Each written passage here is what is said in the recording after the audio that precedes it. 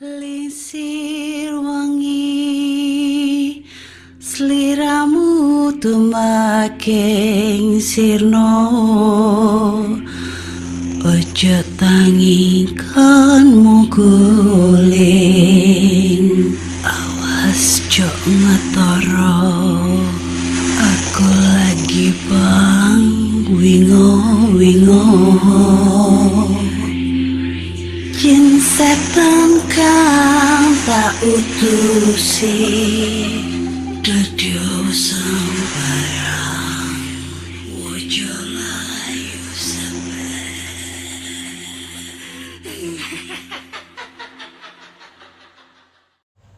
Hai Rek, yuk apa kabarnya? Ketemu lagi dengan aku si Ana di podcast kisah horor. Dan kita bertemu di episode 331. Dan di episode kali ini akan membacakan cerita horor ataupun email berhantu yang sudah dikirimkan teman-teman melalui podcast kisah horor @gmail.com atau DM Instagram podcast kisah horor serta Google Form yang linknya tersedia di bio Instagram podcast kisah horor. Ya. Udah pada ngisi give form atau kuesioner yang aku kasih di linknya belum sih? Di descriptionnya diisi dong, please. Bantu aku untuk mengetahui seberapa ketertarikan kalian buat ngedengerin podcast kisah horor. Anjir, gak ada yang ngisi lagi. Kan sedih banget ya. Yaudah pokoknya diisi, nanti linknya aku cantumin di descriptionnya. Itu terakhir pertengahan Maret lah udah selesai ya. Nanti menuju HUT ulang tahunku bakal aku spill dikit. Dan nanti juga ada giveaway kecil-kecilan buat kalian semua gitu guys ya. Dan tanpa berlama-lama lagi, langsung aja kita bacain cerita horor aja deh yang udah masuk daripada gua pusing. Kalian pusing mikirin yang lagi rame sekarang ya. 900 sekian T ya. T ya, nyebutnya T ya, bukan salah. T gitu. Jadi cerita pertama ini datang dari agak bilak bro. Dari Fendi lagi, Fendi Steven. Judulnya adalah Gentayangan di Pasar Setelah 3 Hari Meninggal. Oke. Sebelumnya dia ceritanya apa ya? Aku lupa. Bebek gombel. Dia dihantuin bebek gombel itu. Sama satunya gue lupa. Oke. Assalamualaikum Kak Ana dan para pendengar setia PKH. Waalaikumsalam. Apa kabar? Semoga sehat selalu dan rezeki lancar. Amin. Saya Fendi dari Bitung. Soal rasanya dicepit sama bebek gombel, kan? Bebek gombel kan? Rasanya dingin banget. Dan bau amis yang nyengat banget. Bahkan muntahan saya telan lagi karena mulut saya masih ditutup. Yakin? Bau amis? Yakin? Enggak nagih. Kamu bohong Fendi. Kamu bohong. Enggak, canda. Ya itu ya guys ya, terjawab. Kalau dikempit susu bebek gombel rasanya baunya amis sama dingin katanya gitu. Enggak anget. Judul Gentayangan di Pasar Setelah 3 Hari Meninggal. Cerita ini saya alami sendiri kejadian pada Minggu 13 Februari 2011. Jam 2 siang. Di lokasi ini, depan PT Deho bekas tempat kerja saya yang dulu sebelum berangkat ke Kalimantan Selatan. Tepat di Monumen Polantas di samping jalan. Oh ya, jalan tersebut memang rawan kecelakaan. Oke, dia ngelampirin Google Maps ya. Nanti aku lihat. Tapi mungkin teman-teman udah ada yang notice ya dengan clue-nya ini. Dan gentayangannya di pasar Winenet pada pukul 9 malam. Lanjut cerita. Awalnya saya dan teman saya ingin pergi ke pengucapan salah satu teman sekolah dulu. Apa tuh pengucapan? Masing-masing membawa pasangan. Waktu itu kita bermotor dengan jumlahnya ada 5 motor. Waktu itu teman saya, sebut saja Vicky, ingin menjemput pacarnya yang berada di Winenet. Saat sampai di rumah pacar teman saya, kami meminta izin untuk pergi ke pengucapan teman sekolah di Kauditan. Oh, mungkin nikahan kali ya. Namun ibunya melarang karena anaknya lagi sakit kepala. Lain cerita dengan sang bapak yang memberi izin dengan syarat harus pelan-pelan kalau boncengan. Nah, kami mulai berangkat sekitar pukul 1:30 siang. Awalnya berkendara dengan kecepatan rata-rata di 30-40 km. Namun pada pukul 2, tepat di jalan yang saya kirim lewat link di atas, tujuan waktu itu ke Kauditan, teman saya yang bernama Vicky hendak menyalip salah satu mobil box yang ada di depannya. Berhasil menyalip, namun pacarnya yang bernama Dimi miring ke jalur kanan dan terjatuh. Dari arah berlawanan datang mobil tangki Pertamina. Sebenarnya mobilnya hanya berjalan dengan kecepatan 20-30 km. Namun Dimi dilindas, dan posisinya terlindas menyamping. Di mana dari bahu kanan sampai ke pinggang kiri hilang. Dan hanya menyisakan tubuh bagian bawah dan tangan kanan. Seketika dia tewas di tempat. Kami pun langsung berhenti dan mengumpulkan potongan tubuhnya yang berserakan di jalan. Lalu ditutup dengan daun pisang. Selanjutnya kami mencoba menghubungi keluarga korban untuk menyampaikan berita tersebut. Apalah daya, namanya musibah, siapapun pasti merasa terpukul. Oh iya, si korban ini teman saya waktu masuk SMP Muhammadiyah lulusan 2007. Setelah keluarga korban datang, ibu korban sempat memaki teman saya yang bernama Vicky, namun dihentikan oleh ayah korban. Ayah korban berkata lebih baik diikhlaskan saja, karena nasi sudah menjadi bubur. Pemakaman pun dilakukan pada keesokan harinya selepas sholat zuhur. Oh iya, keluarga korban sering berjualan rempah-rempah di pasar termasuk korban juga. Tepat mau mengadakan acara 3 malamnya, saya dan teman-teman saya yang berjumlah 5 orang mencoba menghadiri acara tersebut. Kami mencoba ke rumah korban, namun jalan satu-satunya yang menuju ke rumah korban terhalang karena ada acara resepsi. Jadi kami mencoba lewat pasar, di mana jalur tercepatnya pasti melewati tempat jualan keluarga korban. Namanya pasar, pasti lampunya masih 5 watt yang warna kuning. Awal masuk pasar biasa-biasa aja. Namun saat mendekati tempat jualan korban, saya yang udah bisa merasakan makhluk goib mulai was-was. Tepat di depan tempat jualan, saya dengar bisikan meminta tolong. Suaranya sedikit pelan. Awalnya saya hiraukan, lama-lama kok mulai agak kenceng ya. Saya yang berada di depan dan teman saya yang di belakang langsung melihat korban yang muncul dengan posisi duduk dan hanya menampilkan tubuh yang sesuai dengan posisi korban kecelakaan. Kini beliau berbicara sambil menawarkan dagangannya seperti bawang, rica atau cabai, dan tomat atau disingkat jadi barito. Kami pun langsung berlari menuju ke rumah beliau. Sesampainya di sana, kami disambut oleh kakak korban. Kami pun sempat menceritakan kejadian tersebut, lalu kakak korban bilang sebaiknya setelah tahlilan selesai.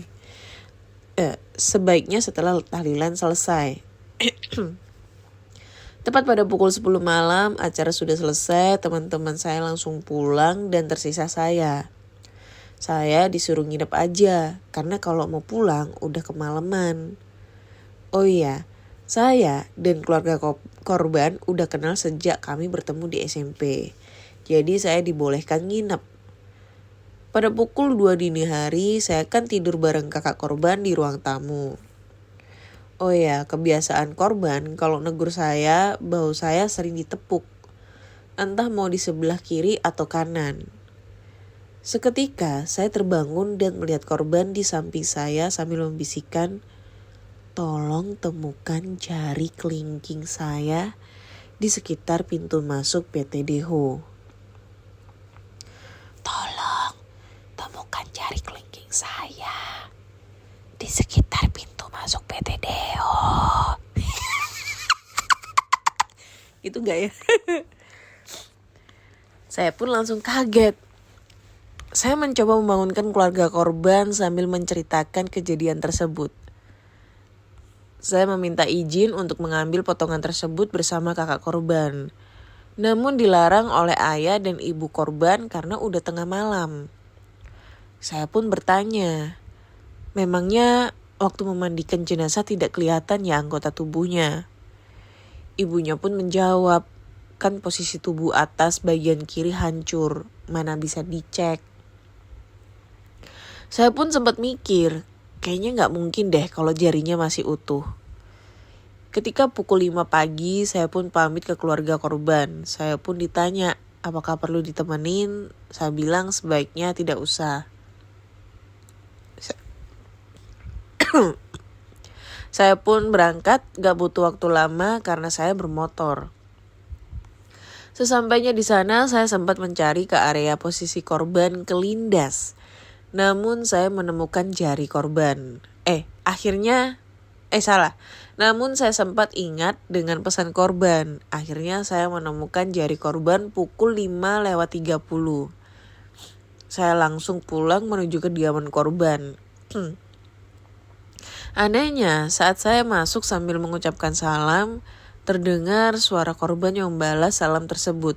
Lalu diiringi kata terima kasih banyak, Fan. Sesaat kemudian ayah korban keluar melihat saya yang terlihat menangis.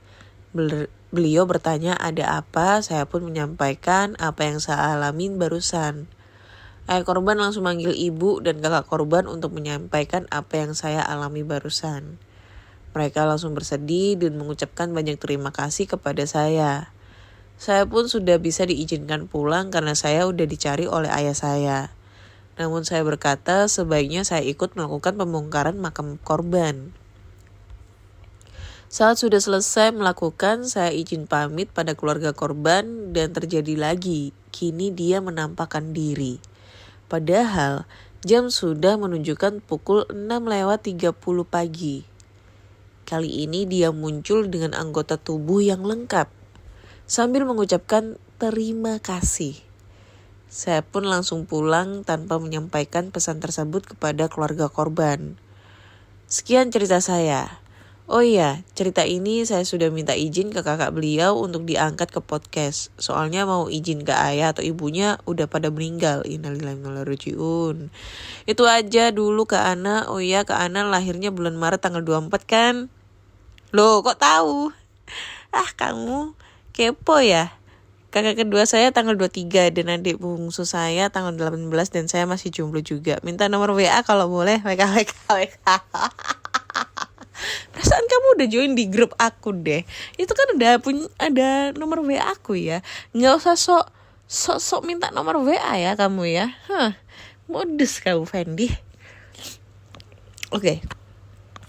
Terima kasih ceritanya untuk Fendi untuk cerita kesekian kalinya. Tapi gue masih epic kan yang cerita masalah lu dikempit sama susunya wewe gombel. Itu aja sih ya.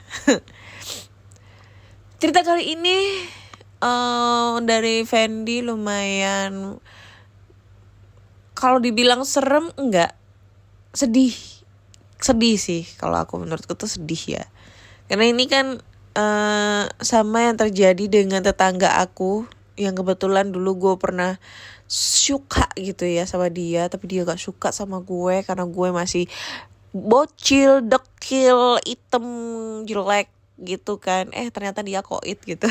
Ya Allah, astagfirullahaladzim, kurang ajar banget. Ya dulu orangnya agak sombong juga sih. Cowok kok sombong. kayak gitulah.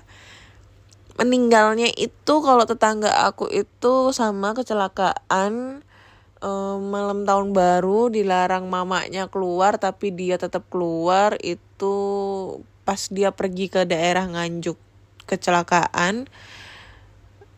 Lebih tepatnya sih kecelakaan tunggal ya, karena dia nabrak pickup pickup yang lagi berhenti, langsung meninggal seketika. Dan itu jarinya ada yang putus, sampai sekarang belum ketemu. Itu pokoknya badannya udah ringsek lah, saking kerasnya gitu. Sampai apa ya katanya itu, dagingnya itu nempel di box aluminium itu, kayak gitu guys. Serem sih ya. Dan ini juga pernah ada cerita dari siapa ya, dulu gue kayaknya pernah bacain cerita yang kakinya yang hilang pas kecelakaan. Temennya habis acara ini pengajian sholawatan atau apa itu. Nah itu sama sih ya, tapi gue masih belum yakin masalah seseorang yang mendatangi kita untuk minta tolong dicariin anggota tubuhnya. Nah itu gue masih masih bisa dinalar. Termasuk yang cerita gue yang pocong lastri itu, yang dia minta tolong sama temannya si Tika buat minta tolong cariin tali pocongnya. Nah, itu gue kayak PNP ya, percaya nggak percaya. Tapi yang cerita Tika dan pas posisi dia kesurupan apa gue juga ngeliat. Nah gue ya agak percaya nggak percaya, cuma endingnya aja yang agak nggak percaya kayak gitulah. Itu guys.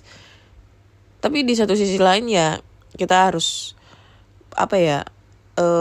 ambil sisi positifnya itu. Kita kalau misalnya mau kemana-mana harus berhati-hati guys, gak usah ngebut-ngebutan, sebelum berangkat berdoa, pamitan kayak gitu. Pamitan nomor 1 deh, jangan sampai gak pamitan itu. Terus habis itu kalau di jalan gak usah ngebut-ngebut, gak usah kayak ala-ala Valentino Rossi ya, karena itu bukan sirkuit gitu kan, kayak gitu-gitu guys. Jancuk itu kucing garong. Dan mungkin buat teman-teman yang rumahnya deket dengan rumah lokasi, ini udah ada cluenya ya, di desa di PT Deho, bekas tempat kerja di mana nih? Di Monumen Polantas di samping jalan. Dan ini ada Google Map-nya, coba aku cek Google Map-nya.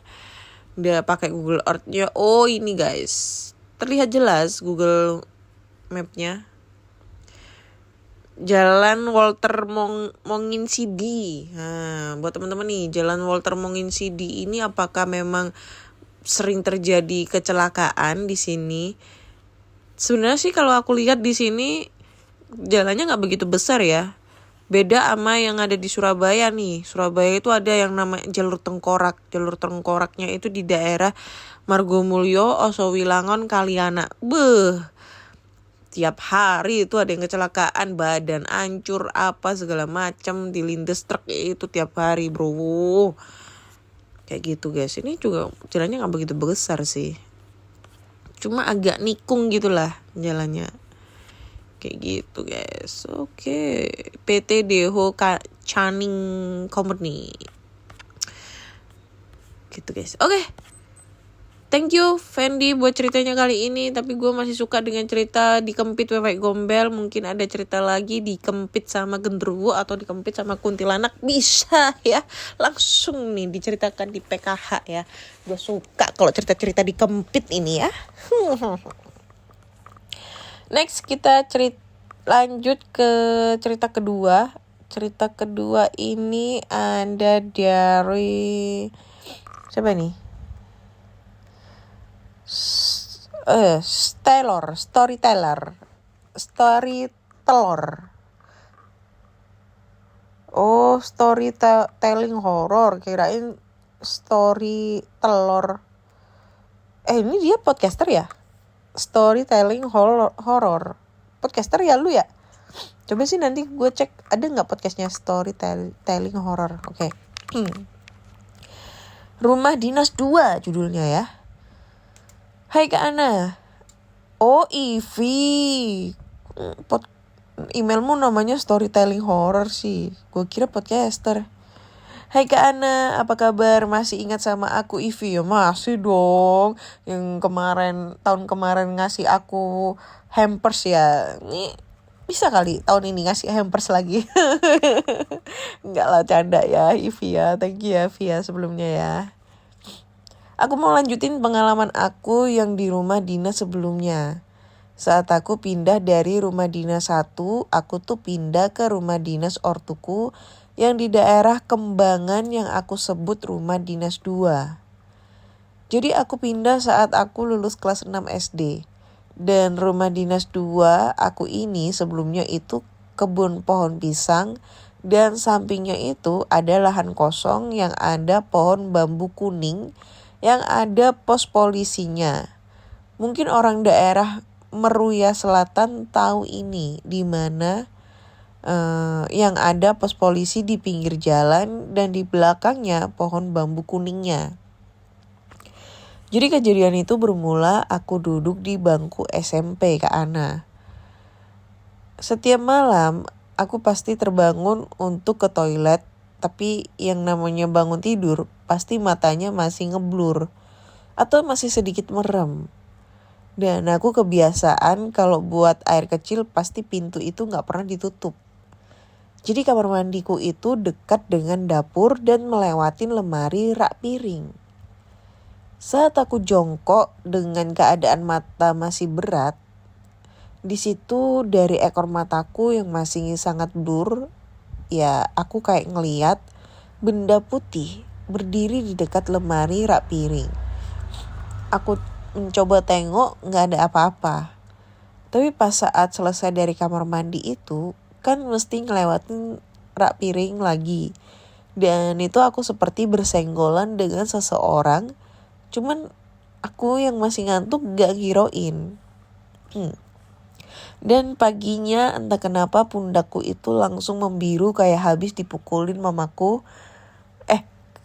Mana sih nih tanda bacanya?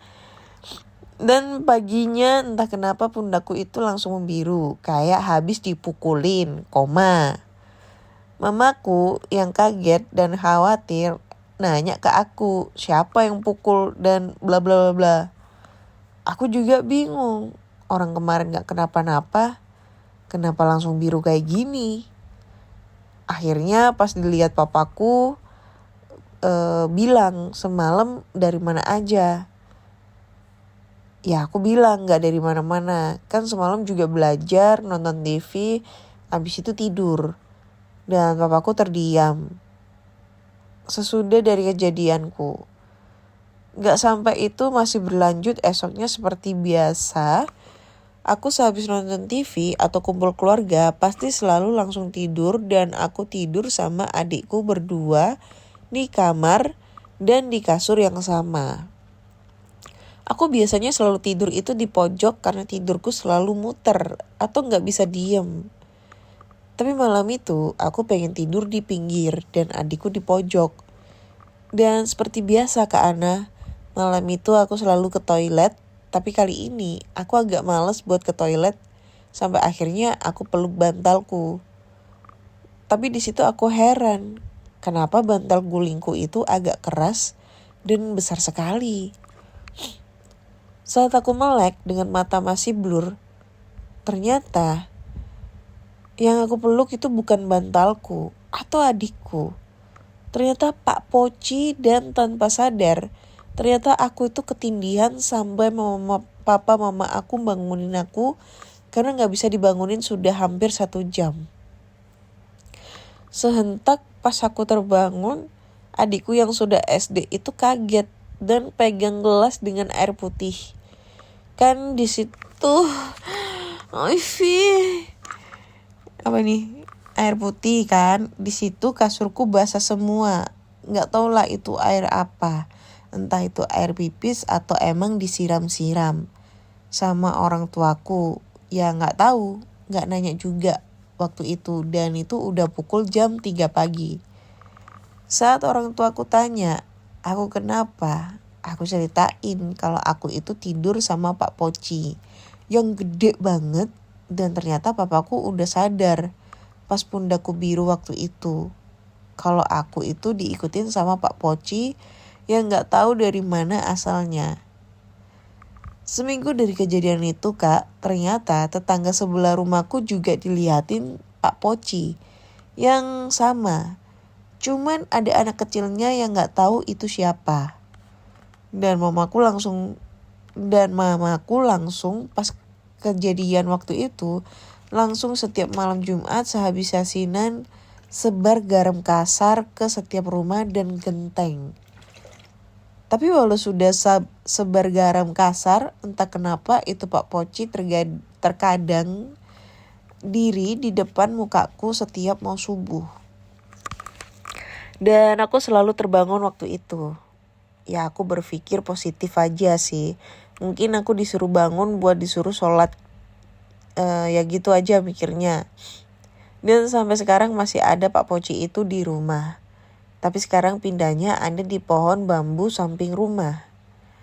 Setelah dari kejadian Pak Poci dan sudah terbiasa sama Pak Poci, datanglah seorang perempuan di saat aku duduk di bangku SMK. Kalian pasti kenal yang namanya Frisley Herlin. Itu adik kelasku Kak Ana. Jadi dulu itu Frisley ini setiap hari kesurupan di sekolah dan banyak yang bilang kalau dia itu drama, ini itulah. Tapi itu memang bukan acting yang mentang-mentang. Kita ini jurusan kesenian, gak semuanya diaktingin. Dan saat itu aku sempat bermain dengan dia karena aku kakak kelasnya yang pegang kunci studio teater. Dan saat dia menjadi Marsha, saat itu aku memang ngobrol banyak dengan Marsha dan aku selalu dibilang cantik sama Marsha. Padahal jujur aku gak cantik. Dan Marsha bilang, ada yang mau ikut sama kamu boleh gak? Teman aku ada yang mau ikut sama kamu, namanya Misha. Ya Allah, di situ aku merinding langsung. Aku tanya, kenapa dia mau ikut aku? Nanti kalau dia ikut, aku malah diusir sama papa mama aku. Soalnya mereka ada yang jaga. Terus si Marsha bilang, ya juga ya. Papa kamu yang jaga galak banget. Ada banyak. Nanti malah diusir ke gurun pasir temanku. Tapi Marsha malah bilang, gak apa-apa. Kamu diem-diem aja. Dari papa mama kamu ya. Biar temen aku gak diusir. Aku bilang, aduh. Aku pikir-pikir dulu ya. Aduh. Tapi saat itu Frisley tersadar. Dan aku tanya sama Frisley, waktu itu Misha itu siapa? Ternyata dia itu anak perempuan yang dulunya diperkosa di daerah sekolahku dan sekarang dia ada di kelas 1 seni. Dan dia dikubur hidup-hidup sama pelakunya. Dan dulu sekolah aku itu adalah tempat pembuangan sampah. Dan Frisley nanya, memang ada apa kak? Ya, aku bilang kalau Misha itu mau ikut aku pulang. Kata Marsha, tapi aku gak bolehin karena orang tua aku juga ada penjaga, takut kenapa-kenapa. Dan Frisley bilang, ya gak apa-apa sih kak, baik kok orangnya.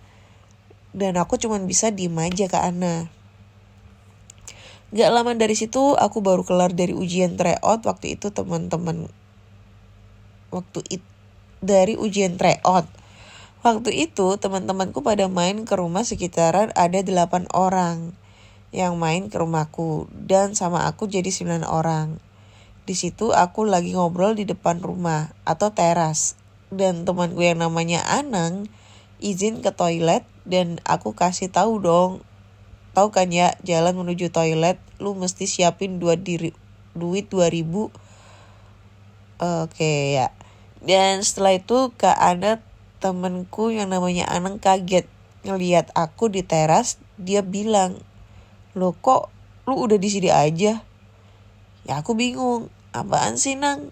Orang dari tadi juga gue di sini sama yang lain. Dan Devi bilang, apaan sih Nang, ngabluk lu ya? Dan Nana langsung cerita ke aku dan yang lain kalau dia ngelihat aku di kamar pakai baju warna pink duduk di kasur dengan rambut diurai tapi kepalanya nunduk aja menghadap tembok. Makanya kok gue panggil-panggil lah gak nyaut. Ya gue kira lu lagi galau atau lagi apa. Sedangkan aku di situ tuh masih pakai baju seragam sekolah. Dan dalam seragamku itu warnanya hitam. Seketika kita semua terdiam dan aku berpikir siapa perempuan yang menyerupai aku. Masa iya temannya Marsha ke rumah ikut aku pulang. Allahu Akbar. Malamnya aku tanya sama orang tuaku, terutama bapakku. Dan bapakku langsung jawab nggak mau diusir ke gurun pasir. Ya di situ kaget dong, kok gurun pasir?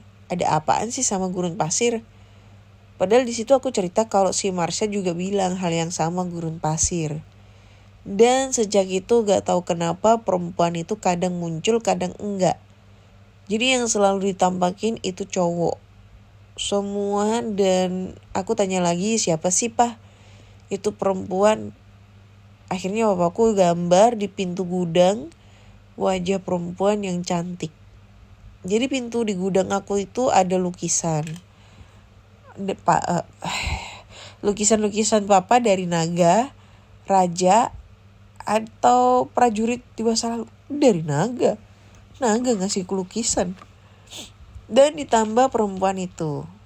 Next pas aku udah kuliah semester 1 atau 2 lupa. Dan aku diceritain sama adikku sambil ketawa katanya saat sahur-sahur ada balon jalan. Aku kaget, balon jalan apaan? Aku pikirnya itu orang jualan balon sahur-sahur.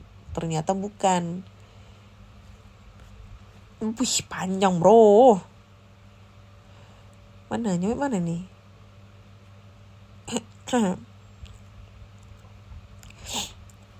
Nyampe mana nih tadi? Oh ini. Ternyata bukan. Ini kejadiannya pas bulan puasa dan menjelang lebaran. Jadi saat itu papa, adikku dan tetanggaku bergadang sampai sahur sambil ngecat rumah dan seketika dari gang atau belokan rumah tetanggaku itu ada putih-putih. Bulat tapi diem aja. Tetanggaku si Sadeli panggil papaku dengan sebutan Om. Om, itu apaan sih? Balon atau bola? Papaku diem dan ngeliat kok tiba-tiba yang tadinya itu buletan ada di tanah tiba-tiba melayang. Nah pada kaget lari dan ngumpet di belakang papa. Anjir. Terus papa bilang gak apa-apa balon itu. Papa jawab santai kayak gitu. Tapi tiba-tiba balonnya itu mau jalan ke arah gang belokan samping rumahku. Tapi pakai logika, itu kan balon ya seharusnya melayang, terbang ke langit. Tapi ini balonnya kayak ada yang pegang atau dituntun gitu. Udah gitu adikku dan tetangga pada kabur dan ngumpet di dalam rumah kecuali papa. Adikku dan yang lain pada ngintip di jendela dalam rumah dan mamaku yang mau masak. Waktu itu kaget pada masuk. Ternyata mamaku jadi kepo. Ikutan ngeliat juga. Dan itu balon malah berhenti pas di depan papa. Terus papa liatin aja. Dan akhirnya papa ambil sapu dan pukul balonnya.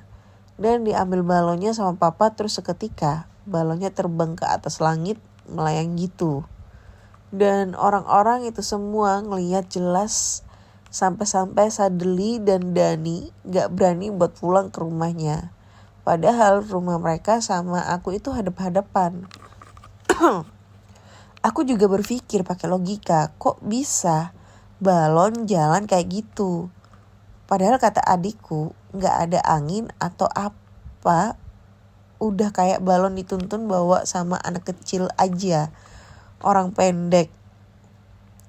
Pas jalannya dan aku tanya dong ke papa, penasaran, katanya gak apa-apa, cuman patroli aja. Terkadangku suka heran sama jawaban papaku. Sampai sini dulu ya Kak Ana, pokoknya rumah dinas 2 ini sebenarnya banyak banget kejadian-kejadian. Anehnya Kak Ana sampai ada yang ngeliat Mbak Kun-kun di pohon manggaku lagi duduk goyang-goyang kaki Sampai tetanggaku pingsan. Terus Mbak Kun Kun loncat ke genteng. Jadi kayak rumah aku tuh disangka sarang hantu. Padahal enggak. Ini semua karena tetangga dekat rumahku. Karena katanya waktu sebelum rumah dinasku jadi, dia itu pernah hamil dan dulu suaminya itu pernah bunuh kuda. Atau nyakitin kuda gitu sampai meninggal kudanya. Padahal istrinya lagi hamil. Nah pas lahir anaknya itu dengan wujud gak habis logika. Jadi setengah badannya itu kuda. Tapi gak bertahan lama, pas beberapa jam kemudian anak bayi itu meninggal dan dikubur di lahan daerah rumahku. Bukan di situ aja, ternyata tetanggaku pernah kubur bayi juga di situ karena keguguran. Waktu itu pas kandungannya udah 3 bulan. Ya jadi jangan salahin keluarga aku kalau ada banyak makhluk-makhluk pada muncul. Sebelum keluargaku datang kan kalian yang menanam itu semua. Cukup sekian Kak Ana, maaf ya Kak Ana kependekan ceritanya. Pendek lo bilang ini kate, ini panjang kali. Next aku mau cerita lagi Kak Ana, maaf ya Kak Ana baru sempat nulis lagi karena ada something yang harus dikuatin dulu mentalku. Haha.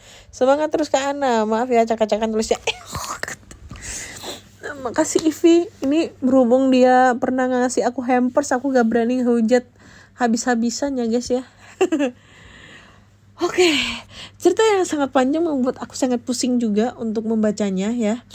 Begitupun juga mungkin kalian yang mendengarnya ya. Mohon maaf kalau semisalnya cerita kedua ini agak sedikit gua ngebacanya ya mungkin kalian pasti skip gitu ya. Jujur ya, ini tuh sangat oh wow, amazing, sangat membuat mataku sakit karena tanda bacanya tidak ada benda bacanya. Jadi aku bingung untuk penjedaannya bagaimana. Kayak gitu guys ya. Jadi ya kayak gitulah kalian mendengarkan ceritaku. Pasti agak membagongkan gitu guys. Terus apalagi ya? Apalagi ya? Ya itulah. Jadi buat teman-teman semua yang baru ngedengerin PKH, kalau misalnya gua habis cerita, habis itu ngehujat ceritanya, entah itu ceritanya jelek, halu, tanda baca berantakan, apa ngomong gua bilang ceritanya ini bagus, serem dan lain-lain. Itu adalah cara pembawaan gua di PKH karena konsepnya adalah setelah bercerita berkomentar coy. Nah, kalau misalnya komentarnya pedes, ya itu resiko dia gitu. Kenapa kalian yang pada baper gitu? Padahal yang ngirim cerita juga gak baper anjir. Malah ngirim cerita lagi. Kayak gitu guys ya. Jadi yang gua komen di cerita kedua ini, sorry to say, si Ivi ini sangat ya itu tadi gua sebutin membuat mata aku sakit karena tidak ada tanda bacanya. Dan alur ceritanya gue sangat bingung ini gimana. Dari awal yang ketemu Poci, lalu ketemu si Frisley Herlin, ketemu si Masha and the Bear, lalu ada balon. Wow, alurnya bagaimana? Agak bingung gitu ya. Ya yang bisa aku tangkap, si Ivy ini pindah ke rumah dinas kedua, rumah dinas orang tuanya. Di rumah dinas itu dia itu awalnya ditabrak sama pocong sampai bahunya biru. Kemudian lanjut pas sekolah ternyata dia satu sekolah sama si Frisley, dan Frisley Herlin ini tuh adik kelasnya si Ivy gitu. Nah Frisley kan dulu kan suka berpose kesurupan yang namanya Marsha. Waktu ngobrol sama si Ivy ini, Marsha ini datang terus ngomong sama Ivy, teman aku mau ikut kamu ya, namanya Masha, baik kok orangnya, kayak gitu. Nah ternyata Masha ini adalah korban pemerkosaan gitulah di zaman dulu, yang dia itu dikubur secara hidup-hidup dan dikuburnya itu di dekat sekolahnya si Ivy gitu. Setelah itu pas setelah tryout, teman-temannya itu datang ke rumahnya Ivy dengan maksud main. Ternyata temennya yang namanya Anang ini habis dari kamar mandi tuh ngeliat sosok yang menyerupai Ivy gitu di kamar sambil rambutnya acak-adul, dipikir galau. Ternyata itu bukan Ivy, melainkan sosok orang lain yang mungkin itu adalah sosok Masha and the Bear gitu.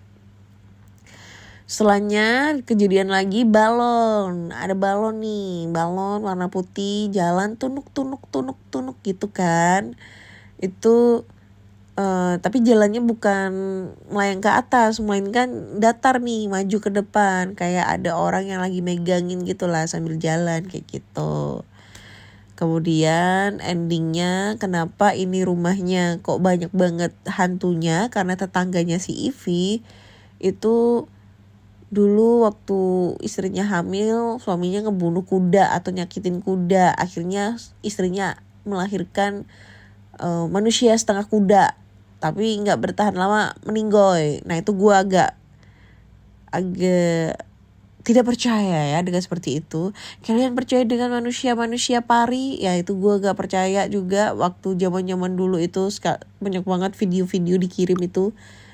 Terus setelah itu tetangganya juga pernah nguburin jenazah bayi yang keguguran, yang biasanya orang bilangnya itu bayi bajang, dikubur di situ gitu. Jadi salahkan tetangganya, kenapa salahkan Ivy-nya, orang tuanya? Kan orang tuanya nggak salah. Kayak gitu intinya guys ya. Itu rangkuman dari ceritanya. Semoga mungkin teman-teman bisa memahami ya ceritanya. Walaupun mungkin kalian agak bingung nih untuk mendengarkan ceritanya tadi. Gue aja yang baca juga bingung, apalagi kalian yang ngedengerin ya. Kayak gitu guys. Oke, kayaknya cuma sekian dulu di episode kali ini. Sudah 2 cerita yang gue bacakan. Jadi buat teman-teman semua, kalau kalian suka dengan cerita podcast kisah horor, silakan dengerin aja di Spotify, Noise, Apple Podcast dan platform podcast lainnya. Jangan lupa like, comment, dan share. Kalau kalian like, comment, dan share salah. Iya bener sih, sama aja like, comment, dan share. Kalau kalian suka, share ke semua teman-temannya. Siapa tahu bisa dengerin bareng-bareng. Siapa tahu juga nanti di notis sama PMK ya, gue bisa diundang nih sama Bang Dano sama Bang Bimo. Suhu aku itu fans, gue ngefans sama mereka gitu, idola aku. Dan buat teman-teman juga, kalau misalnya kalian suka dengan video-video explore tempat terbengkalai, kalian bisa langsung aja mampir ke channel YouTube aku, namanya Anna Olive. Untuk saat ini aku nggak explore dulu karena nggak ada budget buat mau ke lokasi ya. Nggak ada nggak ada ongkos transportnya nih ke lokasinya gitu loh. Lumayan jauh bro, ke Trawas sama ke Tuban ini. Gue udah ada 2 lokasi di sana gitu. Dan buat teman-teman juga, kalau misalnya kalian pengen mentraktir Mbak Kunti, mau buat beli takjil ya, kalian bisa langsung aja nyawer Mbak Kunti buat beli takjil nih. Itu di Shaweri ya, linknya ada di bio Instagram podcast kisah horor. Oke. Akhirnya saya Ana undur diri dan terima kasih sudah mendengarkan PKH. Bye bye.